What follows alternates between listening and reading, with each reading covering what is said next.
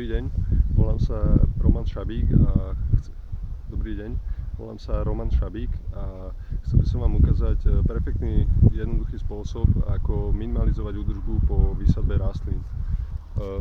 Konkrétne sa jedná v tomto prípade o drieň, ktorý bol vysadzaný na jeseň, ale teraz na jar je už zarastený rôznymi trávami a tak ďalej.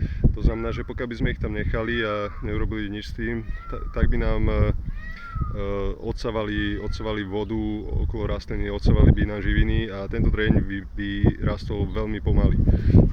Dokonca aj v takýchto podmienkach, aké tuto vidíme, že je to kompletne zarastené, aj toto bolo, len som to pred chvíľou udupal, aby to bolo viditeľnejšie.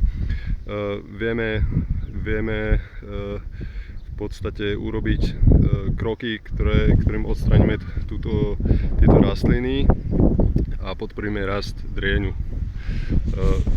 Máme tu niekoľko ingrediencií, ktoré sú nevyhnutné na takúto operáciu, a to je v podstate kartón,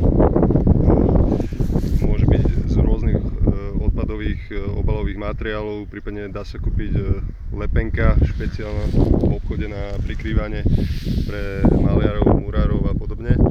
A toto druhá ingrediencia je kompost a tretia ingrediencia je suchý organický materiál, ktorý môže byť aj nejaká drvená kôra alebo drvené drevo.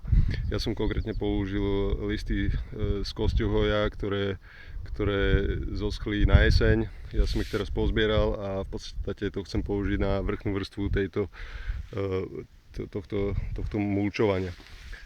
Ako prvý krok je v podstate zaliať pôdu riadne vodou, aby sa tomu udržovala vlaha, potom udupať tieto rastliny, aby nám zbytočne nedvíhali tú mulčovaciu vrstvu, a následne na tieto rastliny položíme kartóny alebo ten pevný nejaký mulčovací materiál.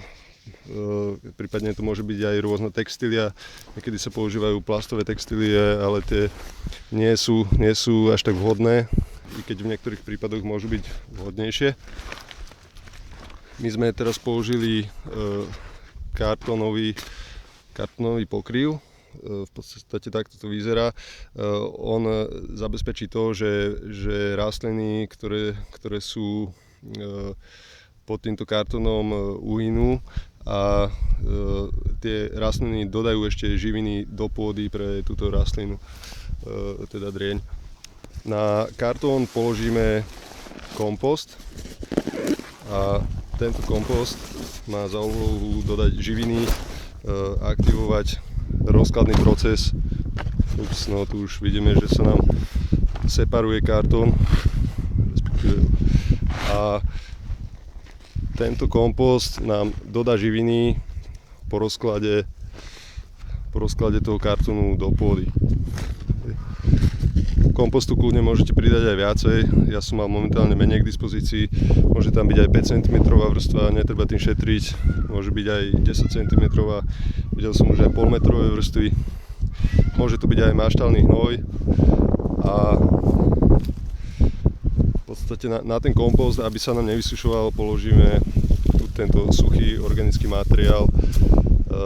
Konkrétne v tomto prípade to je usušené listy z kostihoja. Listy z kostihoja obsahujú zvýšené množstvo draslíka, ktoré je vhodné na tvorbu plodov, vyzrievanie pletív, to znamená pre ovocné dreviny je ako stvorené, a takto to vlastne prikryjeme.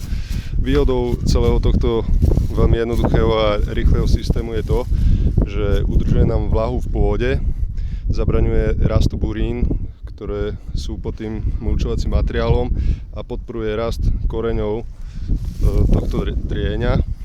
Samozrejme, že aj iných rastlín, mladých stromov a podobne. A v podstate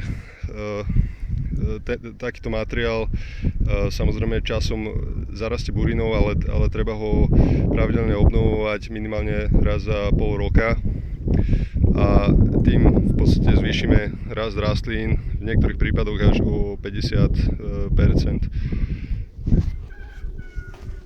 To bolo všetko, ďakujem za pozornosť a verím, že aj vy svoje záhrady budete takto ekologicky a minimálne